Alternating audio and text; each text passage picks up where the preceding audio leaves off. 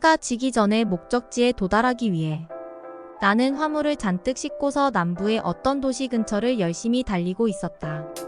그때 내가 틀어놓은 낡은 무전기에서 갑자기 한 어린 소년의 목소리가 울려 나왔다.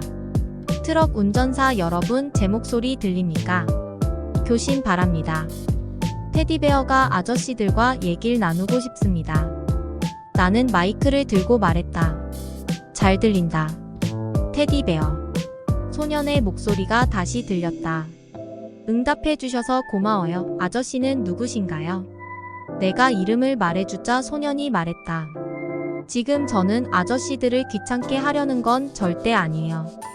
엄마는 아저씨들이 바쁘니까 이렇게 무전기로 호출하지 말라고 하셨어요. 하지만 전 지금 외롭고 이렇게 대화를 나누는 것이 도움을 주거든요. 왜냐하면 이것이 내가 할 수 있는 전부니까요. 전 다리가 불구라서 걸을 수가 없어요. 내가 다시 끼어들어 소년에게 마이크를 놓지 말라고 말했다. 그리고 원하는 만큼 오랫동안 얘기를 나눠주겠다고 말했다. 소년이 말했다. 이것은 사실 우리 아빠가 사용하던 무전기예요. 하지만 지금은 엄마와 제 것이 되었어요. 아빠가 돌아가셨거든요. 아빠는 한 달 전에 사고를 당하셨어요. 눈이 엄청나게 오는데 트럭을 몰고 집으로 오다가 변을 당하신 거죠. 이제는 엄마가 돈을 벌기 위해 일을 하러 다니세요. 전 다리가 불구라서 별 도움이 되어드릴 수가 없어요. 엄마는 걱정할 필요가 없다고 우리가 잘 헤쳐나갈 거라고 말씀하세요. 하지만 밤 늦은 시간에 가끔 엄마 우시는 소리를 들어요. 소년은 잠시 말을 끊었다가 다시 이었다. 지금 저에게는 한 가지 소원이 있어요. 아저씨들이 저한테 신경 쓰기에는 너무 바쁘다는 걸 저도 잘 알아요. 하지만 아빠는 집에 들어오시면 저를 트럭에 태우고 동네를 한 바퀴 돌곤 하셨거든요. 이제는 아빠가 돌아가셨기 때문에 그것이 모두 끝나고 말았어요. 나는 목이 메어 제대로 말을 할 수가 없었다. 집에 있는 내 어린 아들을 생각하니 더욱 그랬다. 아빠는 올해 안에 엄마와 저를 차에 태워주시겠다고 말했어요.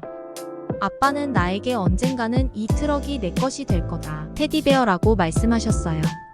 하지만 전 이제 다시는 18륜 트럭을 타볼 수 없을 거예요.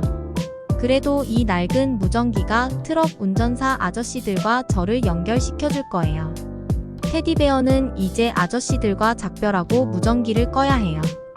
엄마가 돌아오실 시간이 됐거든요. 그러면 아저씨들이 이 근처를 지나갈 때는 저한테 소리쳐 주세요. 그러면 제가 기쁘게 아저씨들에게 돌아올게요. 내가 말했다. 어린 무전기 친구, 내 집이 어딘지 말해줄 수 있니? 아이는 내게 집 주소를 말해주었다. 나는 단 1초도 지체하지 않았다. 내가 운반하고 있는 급송 화물도 이 순간에는 중요한 게 아니었다. 나는 좁은 곳에서 곧장 트럭을 돌려 아이가 일러준 잭슨가 229번지로 향했다. 모퉁이를 도는 순간 나는 큰 충격을 받았다. 20대가 넘는 18륜 트럭들이 소년의 집 앞 도로를 3블록이나 가득 메우고 있었다. 주위의 수 킬로미터 안에 있던 모든 트럭 운전사들이 무전기를 통해 테디베어와 내가 나누는 얘기를 들었던 것이다. 아이는 청취자를 감동시키는 능력을 갖고 있었다. 한 트럭 운전사가 아이를 트럭에 태우고 동네를 한 바퀴 돌아오면 또 다른 운전사가 아이를 다시 트럭에 태우고 출발했다. 나 역시 차례를 기다려 테디베어를 내 트럭에 태울 수 있었다.